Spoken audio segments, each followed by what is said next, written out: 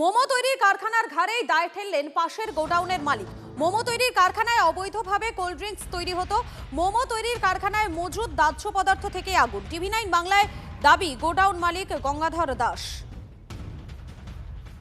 আমার পাশে একটা মোমো গোডাউন ছিল, ওরা ফায়ারেবল জিনিসপত্র রাখতো সব।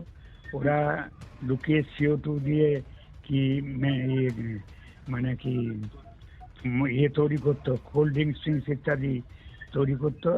ওদের ওখান থেকেই আগুন এসছে আমাদের পাশে গোডাউন তো 16 ফুট ডিস্টেন্সে। তো আমার কিছু লোকও মারা গেছে। তো যারা মারা গেছে তাদের পাশে আমি আছি এবং থাকবো। 4-5 কোটি টাকা আমার ক্ষতি হয়েছে। আমার ব্যবসা পুরো নেই, পুরোপুরি ছাই হয়ে গেছে। তো কিভাবে সহযোগিতা করব? তাদের এই সাধ্য শান্তির জন্য কিছু দেবো, তারপরে তাদের আর্থিক সাহায্য কিছু করব।